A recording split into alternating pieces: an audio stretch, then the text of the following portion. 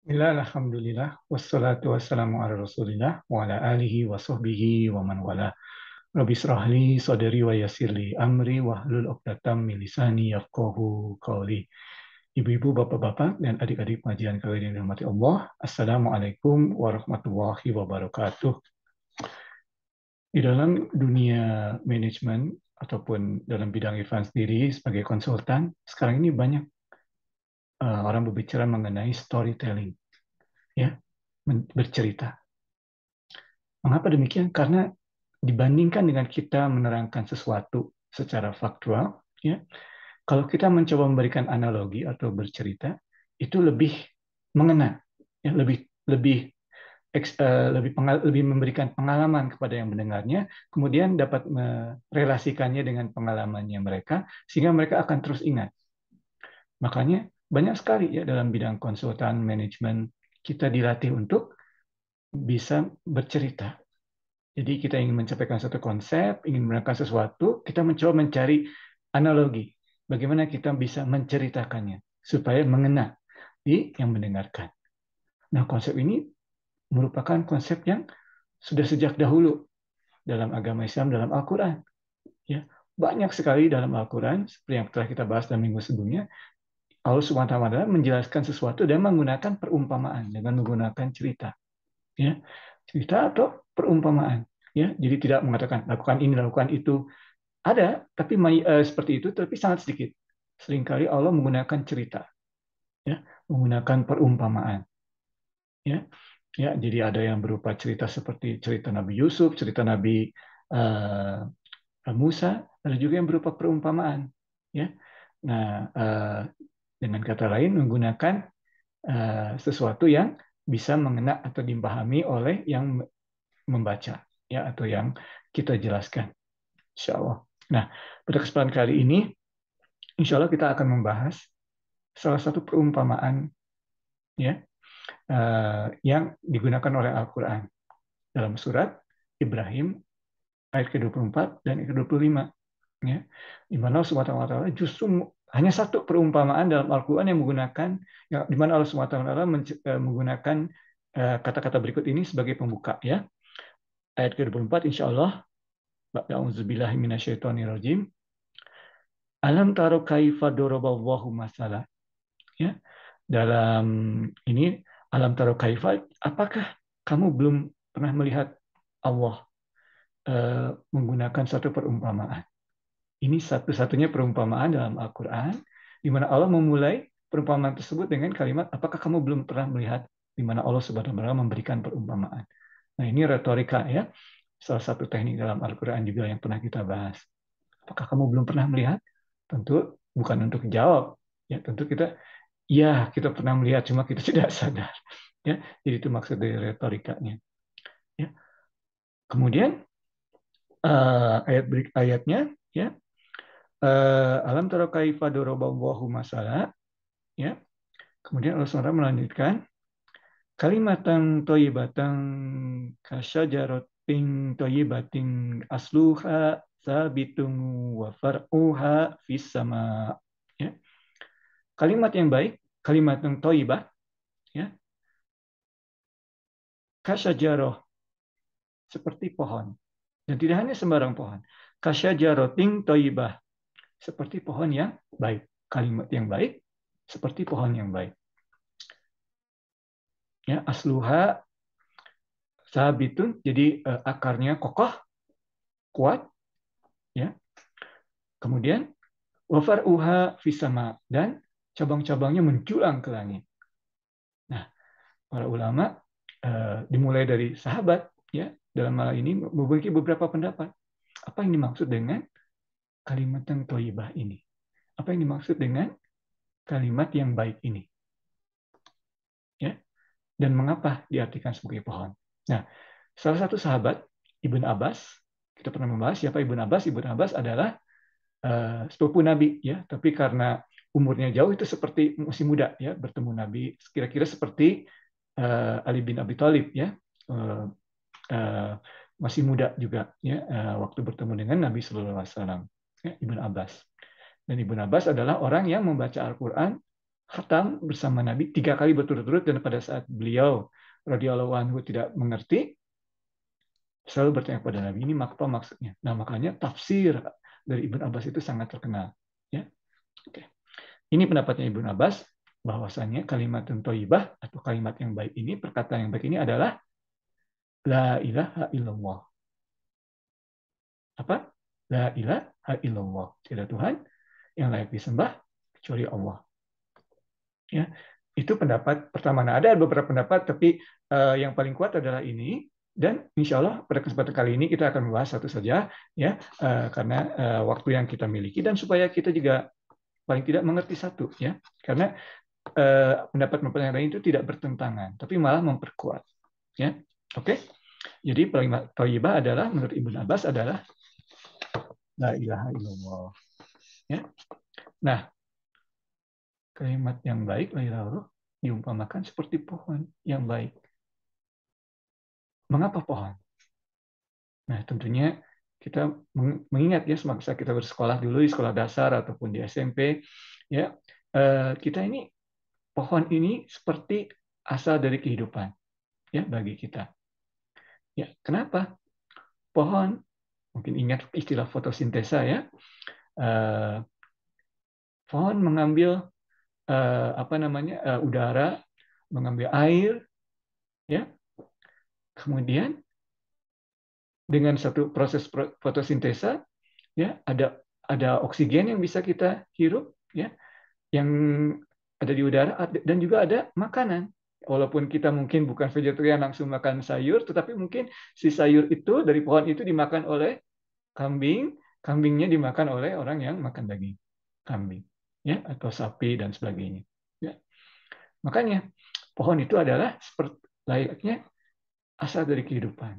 Jadi kalimatun thayyibah atau la ilaha illallah itu seperti asalnya, ya. Dan seperti disebutkan tadi, ya, pohon itu seperti sumber kehidupan, karena kita bisa bernafas karena proses yang dihasilkan oleh pohonnya. Kalau ada pohon, kalau ada kota yang sangat tercemar, apa sarannya?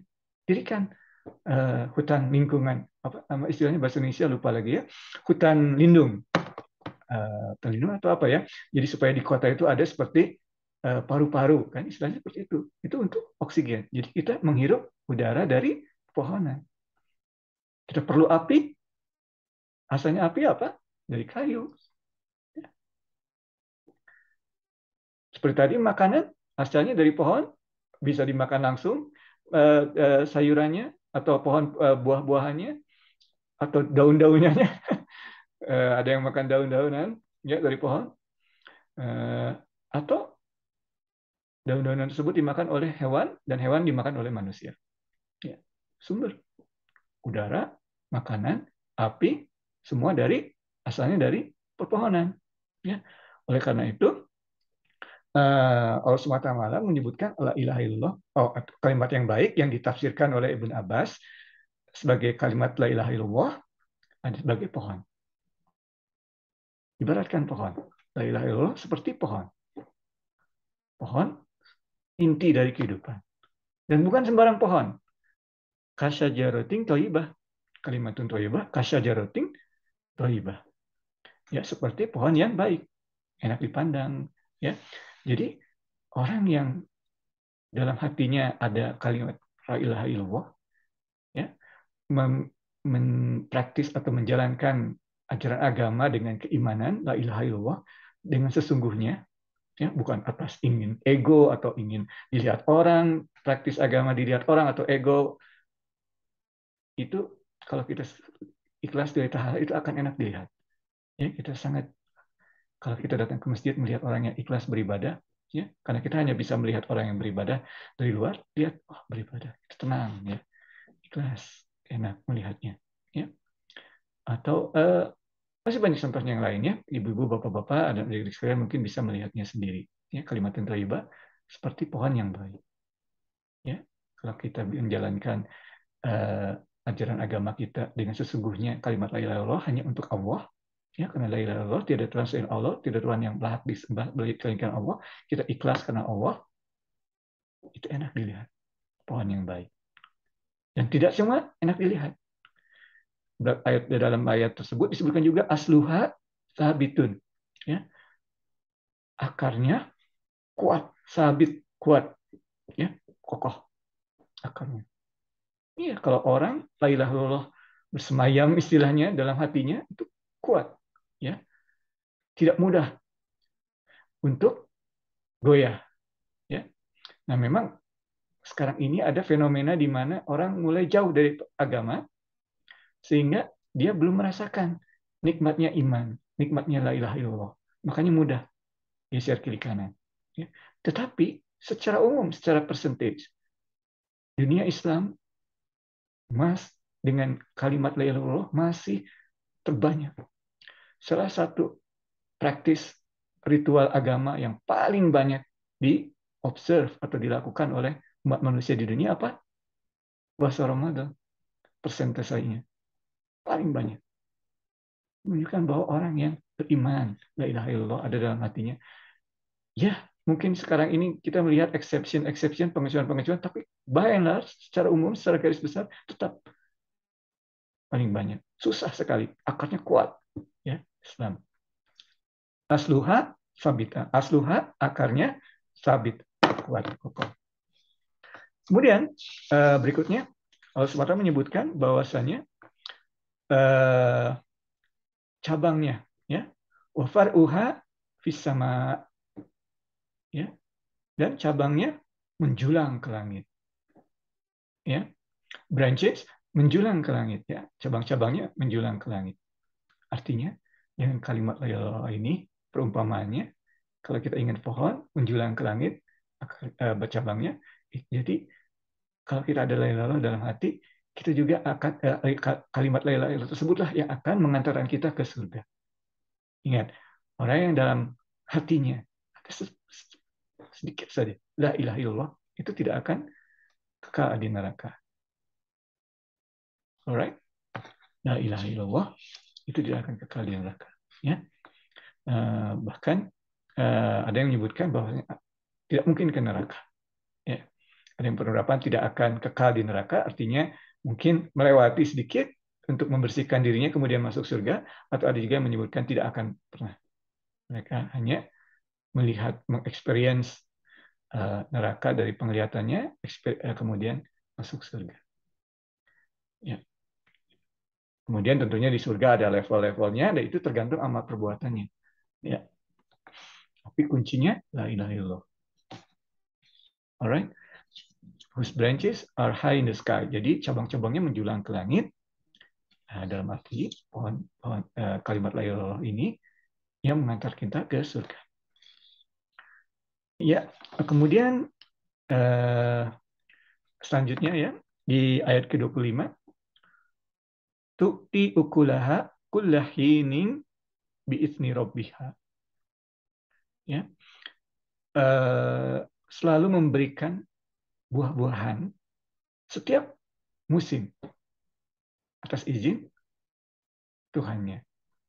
Ya, jadi pohon yang baik itu tidak hanya enak dipandang, tidak hanya akarnya kuat, tidak hanya cabangnya berkelangit, tetapi juga tiap musim memberikan buah. Tidak usah menunggu setiap summer ada buah ini, setiap winter ada buah. No, anytime selalu memberikan buah. Any season selalu memberikan buah. Ya. Nah, ini ingat ya. Jadi kalau kita la ilaha illallah ada dalam hati, kemudian kita gundah, la ilaha illallah obatnya. Kalau kita merasakan terlalu bergantung kepada kondisi dunia, keuangan, kesulitan, la ilaha illallah adalah obatnya untuk ya. Kalau kita mengalami kesulitan, ini adalah atas kehendak Allah. Sabar. Dan akhirnya Allah, insya Allah akan memberikan jalan keluar. Ya, banyak sekali dalam Al-Quran ayat-ayat yang di mana Allah menjanjikan jalan keluar bagi orang yang bertakwa, yang dalam hatinya ada kalimat la ilaha illallah yang kuat. Ya, jadi every season tu ukulaha afwan tu ukulaha kulihin. Ya, ukul itu ukul itu artinya apa namanya hasilnya ya, yang bisa dimakan, dan dalam bentuk jamak, jadi banyak ukul, ya, tidak dalam bentuk single akal, tapi banyak ukul. Kulahin sepanjang masa, every season, Any season. And every season and any season selalu ada buah. Kapanpun, situasi apapun, la ilaha illallah memberikan obat bagi kita. Ya, atau bagi umat yang beriman. Yang ada la ilaha illallah dalam hatinya. Tuti'kulaha kulahin bisni robihim. Kemudian, kalau tadi disebutkan bahwa perumpamaan ini merupakan satu-satu perumpamaan di mana Allah menyebutkan, apakah kamu belum melihat dalam perumpamaan yang diberikan Allah? Perumpamaan ini juga pada akhirnya sangat ditutup oleh Allah dengan وَيَضْرِبُ أَمْثَالَ لِلنَّاسِ لَعَلَّهُمْ يَتَذَكَّرُونَ. Beginilah Allah memberikan suatu perumpamaan kepada manusia, semoga mereka menjadi orang yang selalu mengingat Allah, atau so they become the people who are mindful of Allah. Ya, selalu ingat, selalu zikir selalu ada dalam hatinya.